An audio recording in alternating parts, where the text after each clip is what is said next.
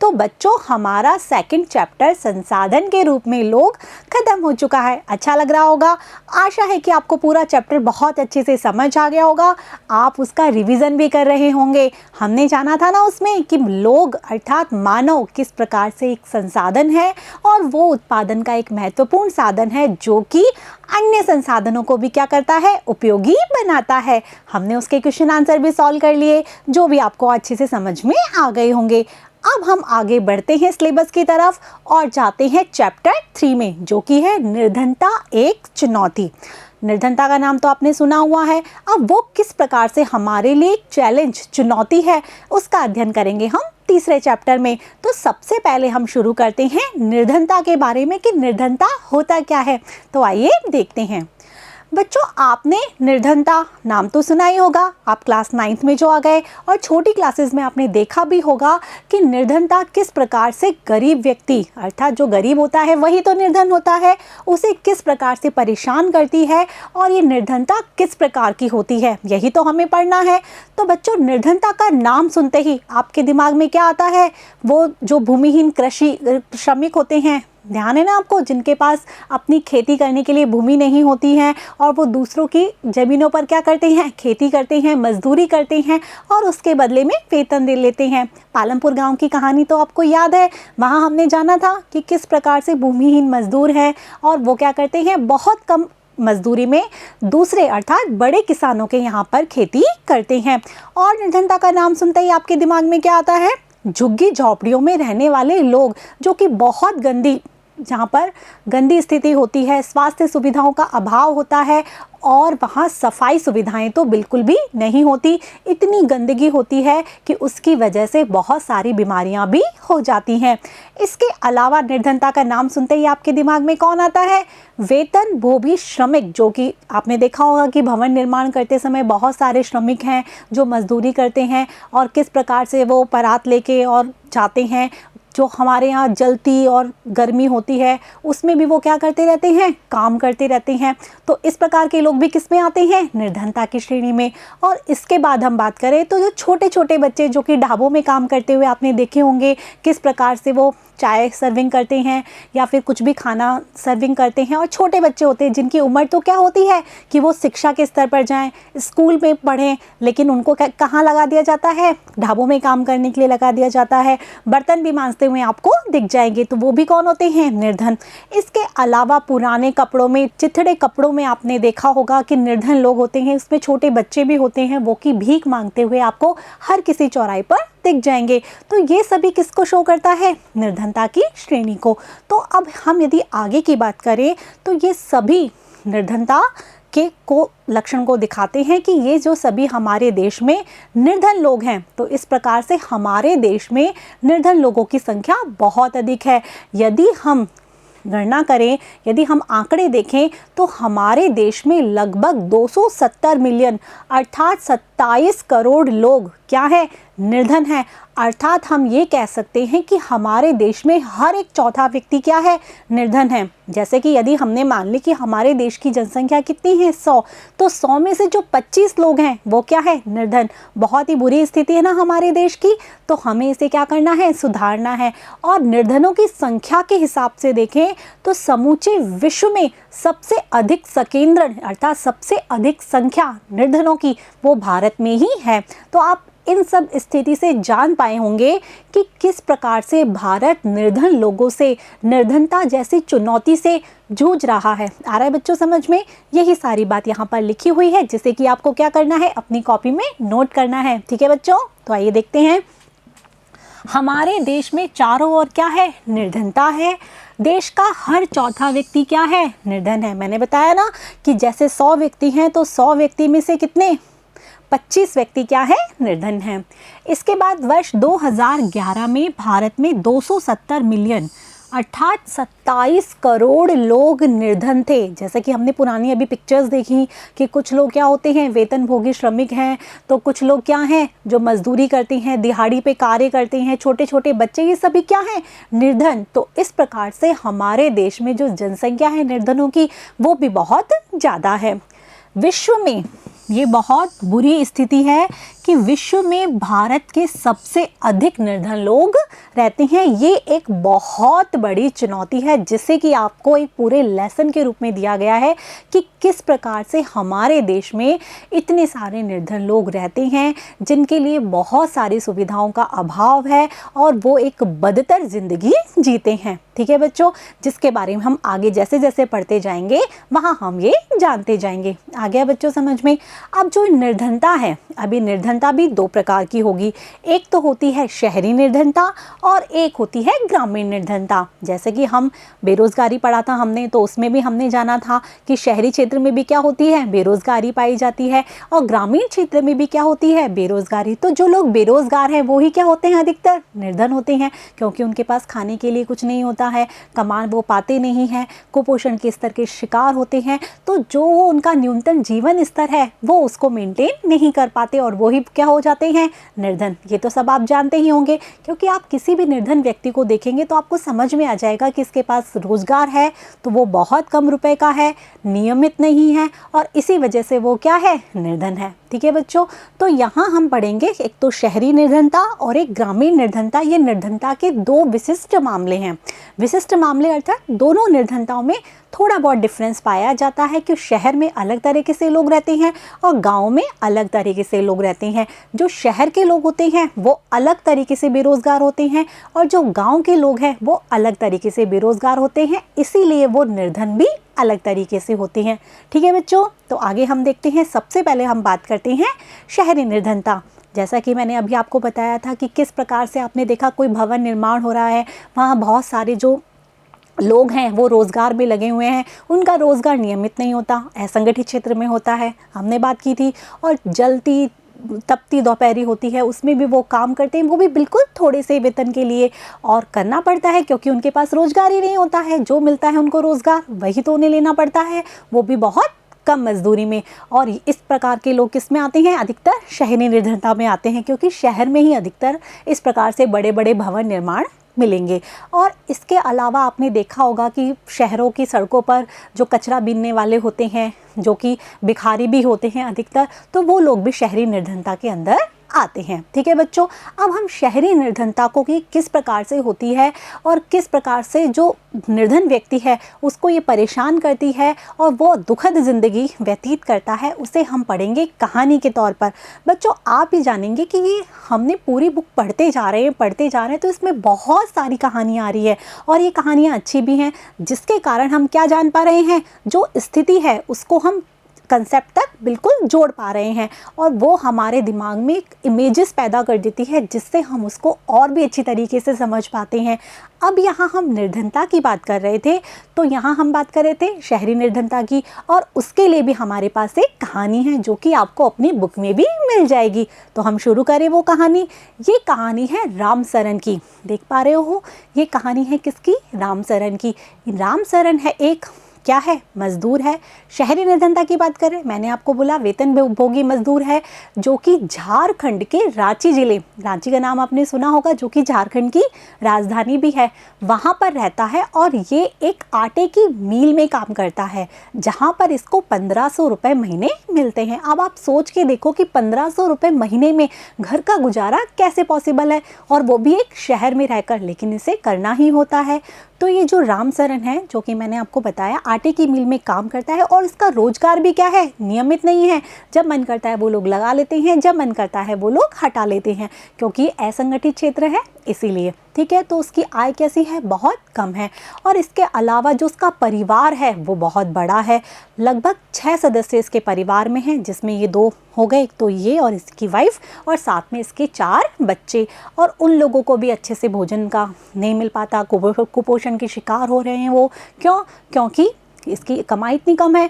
तो इसके लिए क्या है, और इसके अलावा इसके जो माँ बाप हैं वो गांव में रहते हैं, और उनके लिए इसको क्या करना पड़ता है, रामसरन को पैसे भिजवाने पड़ते हैं, क्योंकि वो भी किस पर डिपेंडेंट है, या तो इस पर, या रामसरन का भाई है जो कि हजारीबाग में रहता है। हजारीबाग भी कहाँ है, झारखंड में। यदि आप भूगोल पढ़ रहे होंगे तो आपने ज़रूर देखा होगा कि भारत के नक्शे को तो पढ़ते ही होंगे ना भूगोल में, तो उसके द्वारा आप जान पाएंगे कि जो हजारीबाग है वो भी झारखंड में ही है। तो जो इसका भाई है वो कहाँ रहता है, हजारीबाग में, तो ये रहता है रांची में। तो इन दोनों को ही मिलकर अपने माता पिता का गुजारा भी करना पड़ता है, क्योंकि वो भूमिहीन श्रमिक हैं, उनके पास कोई ज़मीन नहीं है और वो गांव में रहते हैं और वो डिपेंडेंट किस पर हैं, इन दोनों बेटों पर ही हैं। तो आप जान पा रहे होंगे कि ये खुद 6 लोग, इसके अलावा माता पिता जिनको कि इसे पैसे भिजवाने पड़ते हैं। अब इस प्रकार से क्या होती है, बहुत तंगी चलती है। तो इसकी जो बीवी है जिसका कि नाम है संता देवी, वो भी क्या करने लग गई, नौकरी करने लग गई, घरों में काम करती है अंशकालिक, क्योंकि उसको घर का काम भी करना पड़ता है, तो वो अंशकालिक नौकरी करती है और उसको बदले में मिलते हैं 800 रुपये महीने। अब आप ये भी सोच पा रहे होंगे कि 800 रुपये महीने में क्या होता है, लेकिन वो कार्य करती है।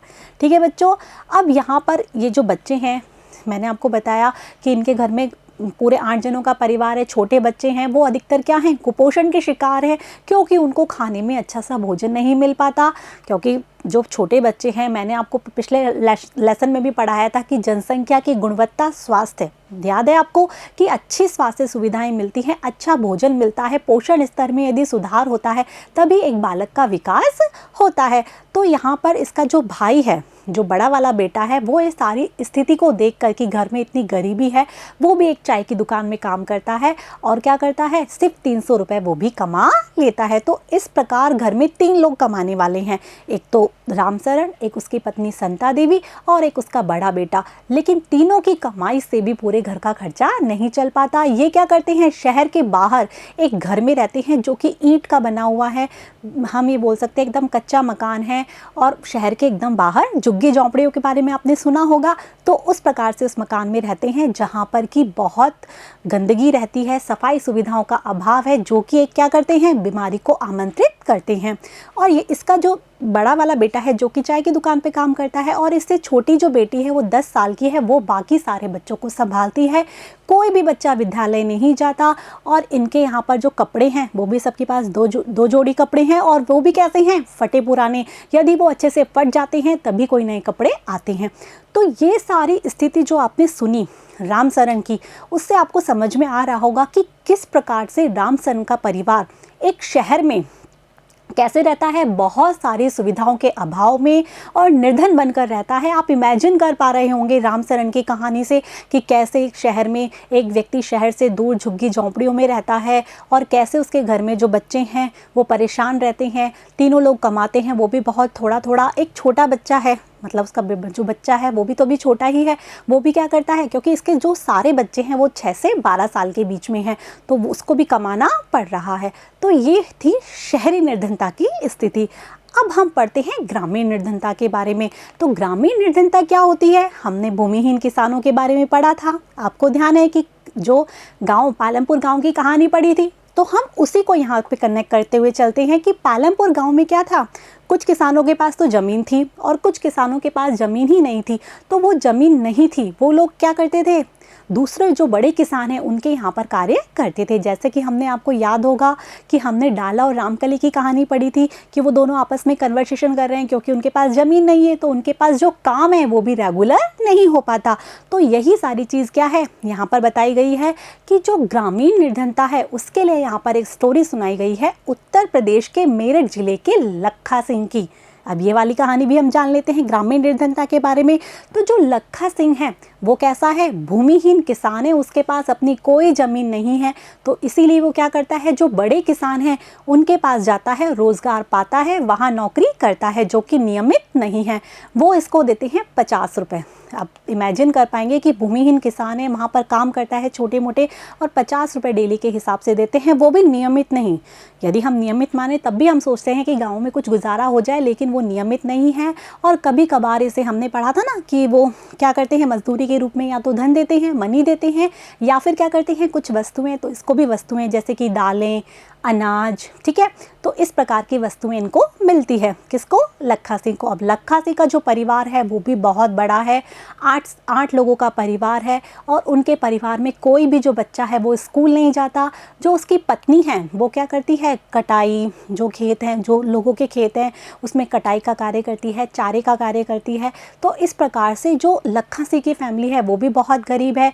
स्कूल में एक प्राथमिक विद्यालय तो है, लेकिन लखा सिंह उस विद्यालय में कभी नहीं गया।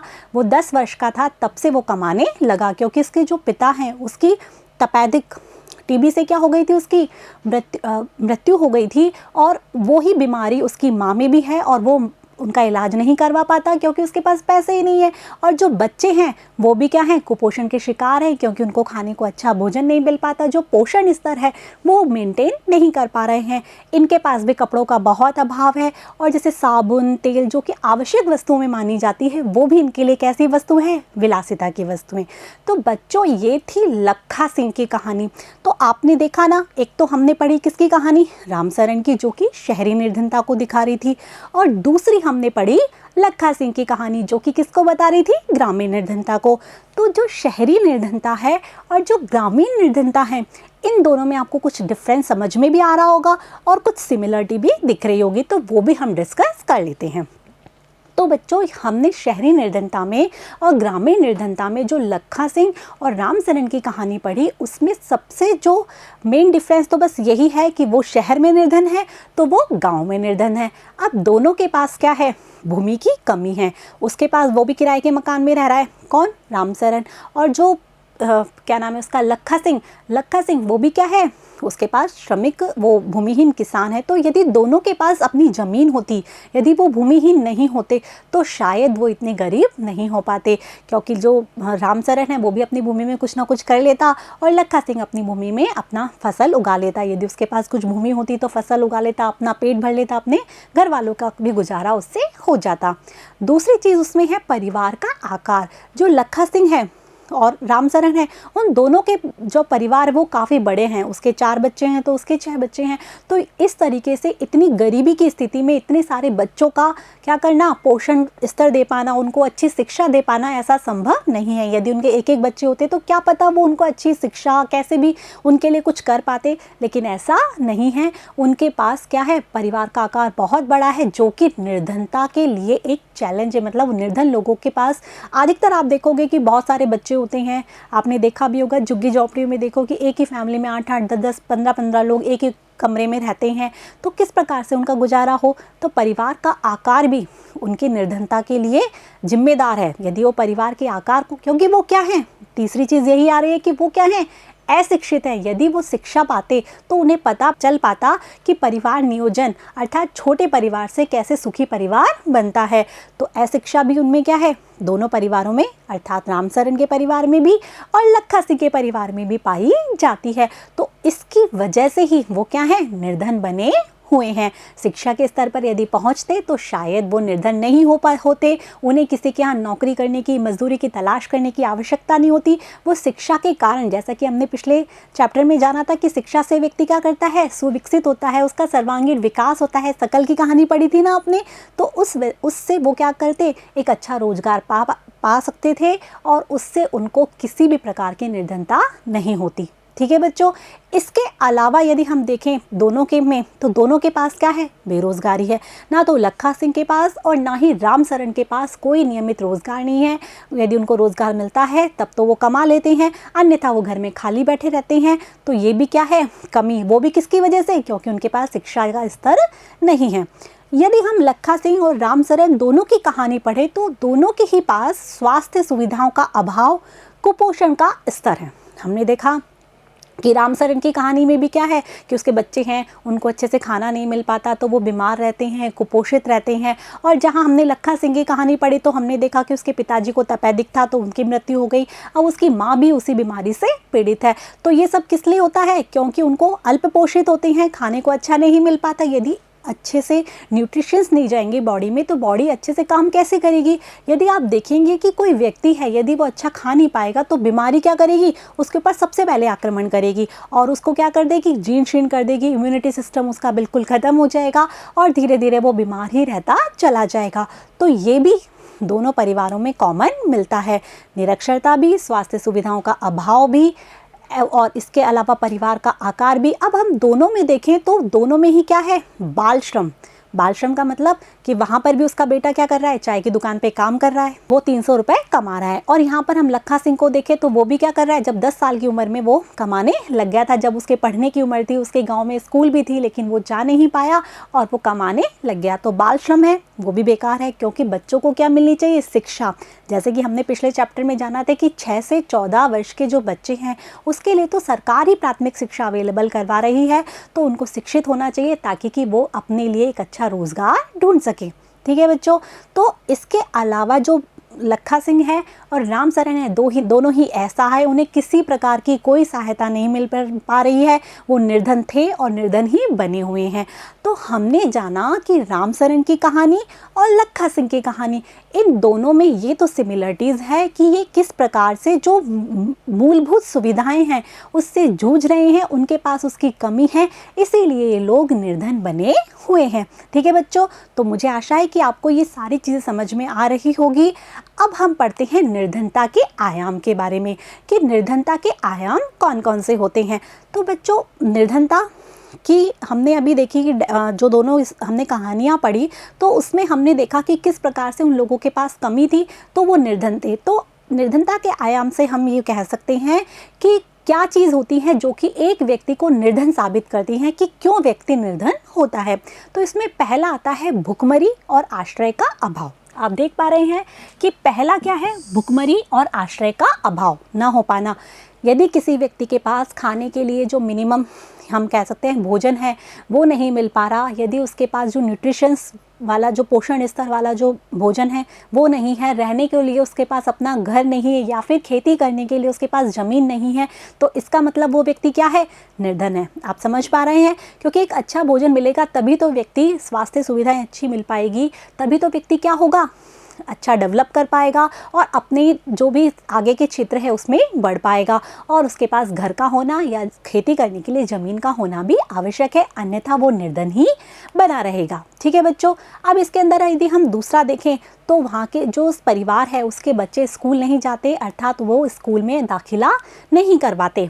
तो क्या है, बच्चों का विद्यालय न जा पाना, ये भी दूसरा निर्धनता का आयाम है, या हम कह सकते हैं निर्धनता की विशेषता है कि निर्धन व्यक्ति कभी भी, यदि हम देखेंगे तो अधिकतर उनके बच्चे क्या नहीं करेंगे, स्कूल नहीं जाएंगे, बल्कि क्या करेंगे, वो छोटे मोटे काम करेंगे कि ताकि घर वालों की क्या कर पाएँ, हेल्प कर पाएँ। ठीक है, तो वो स्कूल नहीं जाते और इसी अशिक्षा के स्तर की वजह से वो निर्धन बने रहते हैं। जबकि हमने शकल की कहानी में जाना था कि किस प्रकार से उसको शिक्षा दी गई तो एक सफल बना, जबकि विलास उसको शिक्षा नहीं दी गई तो वो क्या करा, उसके साथ क्या हुआ, वो निर्धन ही बना रह गया। ठीक है, अगला जो है, उनके पास स्वास्थ्य सुविधाओं का अभाव होगा निर्धनों के पास, उनके यदि कोई बीमारी है तो वो उसका इलाज नहीं करवा पाते हैं क्योंकि उनके पास पैसे ही नहीं होते। उनके पास रोजगार का जो स्तर होता है उससे उनको इतने ही पैसे मिलते हैं कि वो अपने घर का जो भी है गुजारा वो कर लेते हैं, वो भी अच्छे से नहीं कर पाते। हमने पढ़ा ना कि उनको पोषण का स्तर ही नहीं मिल पाता, उन्हें एक अच्छा भोजन ही नहीं मिल पाता।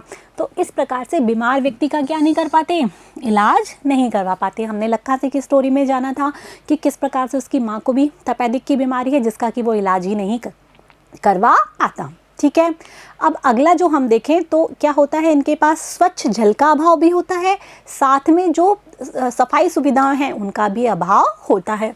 स्वच्छ जल और सफाई सुविधाओं का क्या होता है, अभाव। अब ये कहाँ रहते हैं, अधिकतर झुग्गी झोंपड़ियों में रहते हैं, और यदि ग्रामीण निर्धनता है तो वो गांव के किसी कोने में रहते हैं जहाँ पर इनको स्वच्छ जल तो मिल ही नहीं पाता, और साथ में ये सफाई सुविधाओं का भी अभाव रहता है। झुग्गी झोंपड़ियों के बारे में तो आप इमेजिन कर ही पाते होंगे कि किस प्रकार से ना कोई सीवरेज सिस्टम नहीं होता है, किस प्रकार से वहीं गंदगी में वो लोग रहते हैं, वहीं खाना बनाते हैं। तो ये सब किसको निमंत्रण देता है, बीमारी को निमंत्रण देता है। तो इनके पास स्वच्छ जल और सफाई सुविधाओं का भी क्या होता है, अभाव होता है। और इसके बाद यदि हम देखें तो न्यूनतम शालीनता का अभाव, अर्थात हम कह सकते हैं इनके पास पैसे होते नहीं है तो जो न्यूनतम जीवन स्तर जो मेंटेन रखना चाहिए वो इसको मेंटेन नहीं कर पाते क्योंकि उनके पास रोजगार ही नहीं होता। यदि अच्छा रोजगार होगा तो अच्छा धन होगा जिसमें कि वो अच्छे से अपने जीवन स्तर को बनाए रख पाएंगे। तो न्यूनतम शालीनता स्तर का क्या होता है, इनके पास अभाव होता है। ठीक है बच्चों, समझ में आ रहा है। अगला है असहायता की भावना। हमने जाना था कि इन्हें कहीं से कोई सहायता नहीं मिलती। निर्धन व्यक्ति है वो निर्धन था और निर्धन ही बना रहता है क्योंकि उसे लोग समाज से अधिकतर दूर कर देते हैं। अमीर व्यक्ति है वो उनके आसपास कहीं रह भी नहीं पाता है। तो ये असहाय की भावना है, लोग इनको हे दृष्टि से देखते हैं, कहीं इनको सम्मान नहीं मिलता बल्कि इनको क्या मिलता है, अपमान मिलता है। तो ये कैसे महसूस करते हैं, असहाय महसूस करते हैं। जैसे हमने स्टार्टिंग में पिक्चर्स दिखाई थी कि कैसे भिखारी हैं, वो भीख मांगते हैं तो लोग इनको हटा देते हैं, इनकी तरफ देखते भी नहीं हैं और इनका अपमान भी कर देते हैं। तो इस प्रकार ये एक असहाय की ज़िंदगी जीते हैं। तो असहायता की भावना। तो इस प्रकार से हमने निर्धनता के आयाम पढ़े। तो बच्चों आपको याद रहेंगे निर्धनता के आयाम। आपके पेपर में ये क्वेश्चन आएगा या आ सकता है कि निर्धनता के आयाम कौन से होते हैं, इनका वर्णन कीजिए। तो आपको समझ में आ गया होगा कि निर्धनता के आयाम ये हमारे सामने 1 2 3 4 5 6, ठीक है बच्चों। कौन कौन से हैं कि भुखमरी और आश्रय का न होना, हम बता चुके हैं इसके बारे में। बच्चों का विद्यालय न जा पाना, बीमार व्यक्ति का इलाज न करवा पाना, स्वच्छ जल व सफाई सुविधाओं का अभाव होना और न्यूनतम शालीनता स्तर का अभाव, और इसके अलावा है असहायता की भावना। तो इस प्रकार से ये जो 6 लक्षण जिसमें होंगे वही क्या है, निर्धन है। तो निर्धन व्यक्ति को इन 6 लक्षणों की वजह से पहचान सकते हैं। इसे ही हम निर्धनता के आयाम कहते हैं, क्योंकि ना तो वो शिक्षित होगा, उसके पास कोई रोज़गार नियमित नहीं होगा, वो व्यक्ति असहाय होगा, वो स्वास्थ्य सुविधाओं का उसके पास अभाव होगा, और वो भुखमरी और आश्रय न हो पाना। ये सारी क्या हैं, निर्धनता की विशेषताएं हैं जो कि आपको हर एक निर्धन व्यक्ति में मिलेगी। तो बच्चों हमने अभी पढ़ा हमारा निर्धनता का परिचय। इसमें हमने जाना रामसरन की कहानी और इसके अलावा लखा सिंह की कहानी। इन दोनों के बारे में हमने किसके बारे में, ग्रामीण निर्धनता और शहरी निर्धनता के बारे में हम जान पाए कि किस प्रकार से ग्रामीण क्षेत्र में भी निर्धनता पाई जाती है, तो शहरी क्षेत्र में भी लोग कैसे होते हैं, निर्धन रहते हैं। इसके बाद हमने जाना निर्धनता की विशेषताएं, या फिर हम कह सकते हैं निर्धनता के आयाम। कौन सा व्यक्ति निर्धन है, जिसके पास स्वास्थ्य सुविधाओं का अभाव है, जिसके पास शिक्षा का स्तर नहीं है, जिसके पास भुखमरी है अर्थात पोषण का स्तर नहीं है, जिसके पास रहने के लिए घर नहीं है, खेती करने के लिए क्या नहीं है, जमीन नहीं है, असहाय की भावना है, बाल श्रम पाया जाता है। तो इस प्रकार से वो व्यक्ति क्या होता है, निर्धन। तो अब आगे के जो पार्ट्स है उसमें हम जानेंगे कि सामाजिक वैज्ञानिक जो हैं वो निर्धनता को किस प्रकार से परिभाषित करते हैं, उनके हिसाब से कौन सा व्यक्ति निर्धन है और कौन सा व्यक्ति निर्धन नहीं है। तो उसको जानने के लिए आपको क्या देखना होगा, अगला पार्ट देखना होगा। तब तक के लिए आप क्या करोगे, ये जो भी पार्ट में सारी चीज़ें बताई गई है उसको पढ़ोगे, उसको समझोगे। जो चीज़ समझ में नहीं आती उसको रिवाइंड कीजिए, दोबारा सुनिए। तब तक के लिए मेरे साथ बने रहिए, पढ़ते रहिए, बढ़ते रहिए। Thank you.